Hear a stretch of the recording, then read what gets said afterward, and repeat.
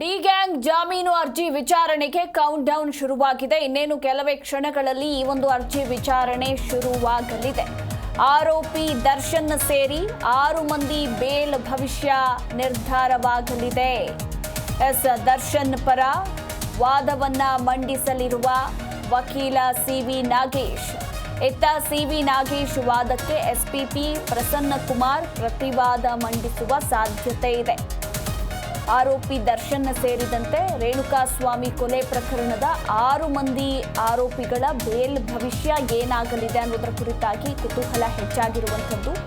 ಆರೋಪಿಗಳಿಗೆ ಬೇಲ್ ಭಾಗ್ಯ ಸಿಗುತ್ತಾ ಅಥವಾ ಜೈಲೇ ಫಿಕ್ಸ್ ಅನ್ನೋದರ ಕುರಿತಾಗಿ ಕಾದು ನೋಡಬೇಕು. ಒಂದು ಕಡೆ ಈಗಾಗಲೇ ಮಧ್ಯಂತರ ಜಾಮೀನಿನ ಮೇರೆಗೆ ನಟ ದರ್ಶನ್ ಹೊರಗಡೆ ಬಂದಿದ್ದಾರೆ. ಇನ್ನು ಇವತ್ತು ಜಾಮೀನು ಅರ್ಜಿ ವಿಚಾರಣೆ ನಡೆಯಲಿದೆ. ಇನ್ನೇನು ವಿಚಾರಣೆಗೆ ಕೆಲವೇ ಕ್ಷಣಗಳು ಬಾಕಿ ಇರುವಂಥದ್ದು. ಕೌಂಟ್ ಡೌನ್ ಕೂಡ ಶುರುವಾಗಿದೆ. ಸೊ ಹೀಗಾಗಿ ಇತ್ತ ದರ್ಶನ್ ಪರ ಯಾವ್ಯಾವ ಲಾ ಪಾಯಿಂಟ್ಗಳನ್ನು ಹಿರಿಯ ವಕೀಲ ಸಿವಿ ನಾಗೇಶ್ ಹಾಕಲಿದ್ದಾರೆ, ಅದಕ್ಕೆ ಎಸ್ಪಿಪಿ ಪ್ರಸನ್ನ ಕುಮಾರ್ ಅವರ ಪ್ರತಿವಾದ ಯಾವ ರೀತಿ ಇರಲಿದೆ ಅನ್ನೋದರ ಕುರಿತಾಗಿ ಸಾಕಷ್ಟು ಕುತೂಹಲ ಮೂಡಿಸಿದೆ.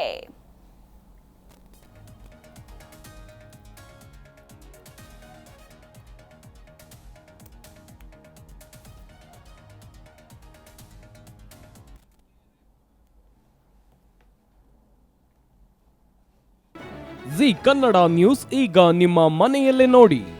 ಎಲ್ಲ ಕೇಬಲ್ಗಳಲ್ಲಿ ಈಗ ಲಭ್ಯ.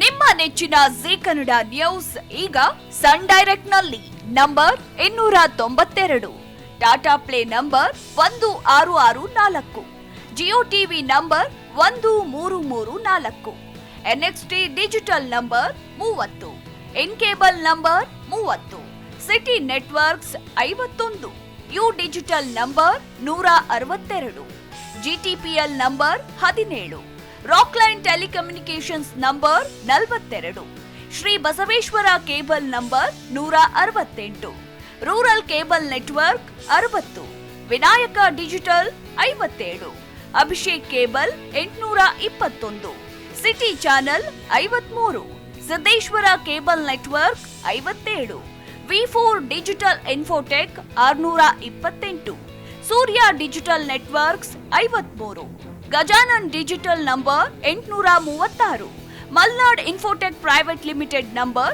56, metro cast number 830, victory digital number 167ರಲ್ಲಿ ನೋಡಿ ಆನಂದಿಸಿ.